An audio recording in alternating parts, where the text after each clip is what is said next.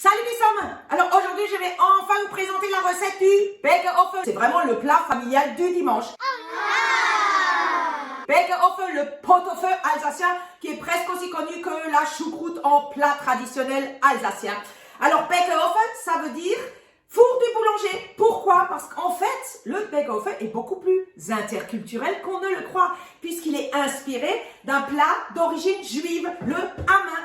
Et c'est justement les Juifs qui, au moment du Shabbat, qui n'avaient pas le droit d'allumer leur four du vendredi au samedi, confiaient un plat avec des pommes de terre, de la viande, etc. au boulanger pour le laisser dans son four et il le récupérait après la synagogue le dimanche pour le manger en plat familial. Donc c'est vraiment le plat familial du dimanche. Bah, les chrétiens ils se sont dit, tiens, c'est pas mal, ça c'est une bonne idée, hein, on pourrait faire la même chose en allant à la messe.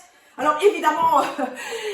les Alsaciens ne peuvent pas s'empêcher de mettre du porc partout, donc le Backofen traditionnel alsacien, maintenant, c'est devenu un Backofen avec du porc, mais ça ne l'était évidemment pas à l'origine. Donc faites gaffe, hein, si vous allez au restaurant, vous commandez une crème brûlée, ils sont capables de vous amener une crème brûlée avec des petits lardons dessus, parce que les Alsaciens, le porc, ils ne peuvent pas résister. Moi, j'ai décidé de vous faire un Backofen interculturel. J'ai donc remplacé le porc par du poulet. Et pour ce qui est de l'alcool, là aussi, comme le Backofen, il cuit pendant plus de 2 heures, de toute façon, tout l'alcool s'est évaporé. Donc, c'est vraiment un plat alsacien, mais interculturel. Alors, le Backofen, c'est très simple, mais c'est très long. Vaut mieux avoir un week-end devant soi, parce qu'il faut préparer pas mal de choses la veille et que la cuisson dure quand même 4 heures, en tout cas dans ma recette. Par contre, vous savez que moi, je suis pour la simplicité. Donc, dans ma recette, je vais vous donner les choses à la louche et vous verrez que ça fonctionne très bien.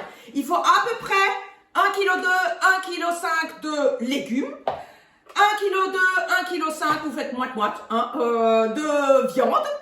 Et évidemment, la seule chose que vous ferez le jour même, c'est les pommes de terre. Et là, il faut quand même au moins 600 grammes, quoi. Donc 600 grammes, 1200, hein, vous pouvez garder ça comme référence. Première étape, vous coupez les légumes en petits morceaux. Alors moi, j'ai mis un poireau, 4 carottes, 3 navets, 2 oignons, mais vous pouvez faire le mélange que vous voulez. Vous le coupez en petits morceaux.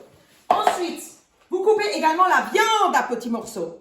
Elle est là en dessous. Donc moi, j'ai mis la moitié quand même de bœuf, un quart de poulet et un quart d'agneau.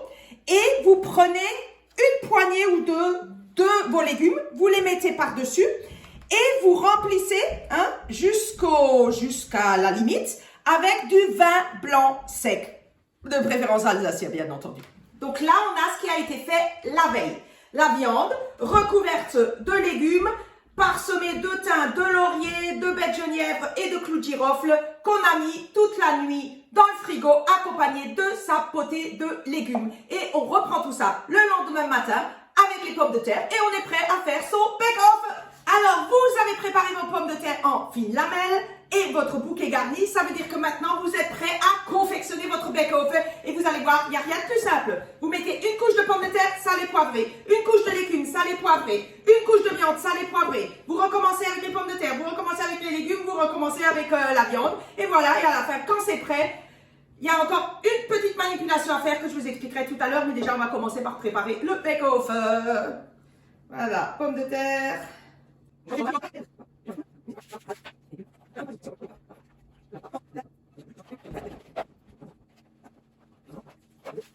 Alors voilà, une fois que vous êtes arrivé à la fin de l'échafaudage de votre Backofen, il reste normalement dans la plupart des recettes une dernière étape, c'est de lutter votre Backofen. Ça veut dire que vous fabriquez un cordon de pâte que vous mettez tout au bord ici pour bien sceller le couvercle.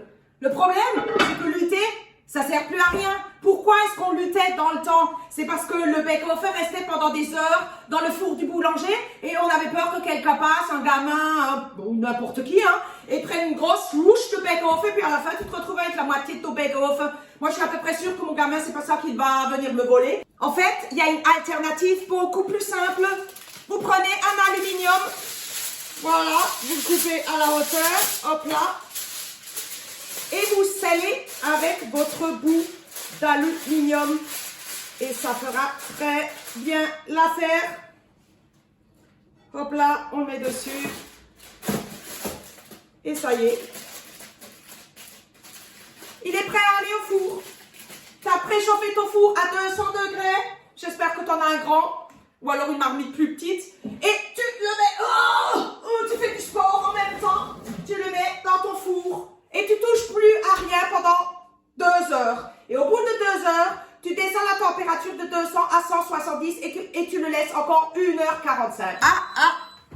Au bout de 4 heures, ça y est, mon bacon au feu est prêt à la dégustation. Et on le met directement sur la table. On note ça et tata! Voici le résultat. Et donc le bacon au feu, il est quasiment plus grand que la table. Alors on n'est que 3 en plus à le manger. Et là, il y a au moins pour un régiment. Mais ce qui est super avec le bacon au feu, c'est que c'est encore meilleur quand on le réchauffe.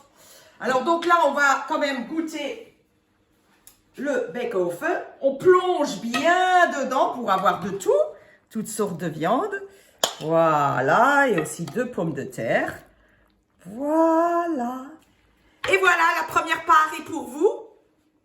Avec un bacon au feu à droite, un bacon au feu à gauche. Vous m'en direz des nouvelles.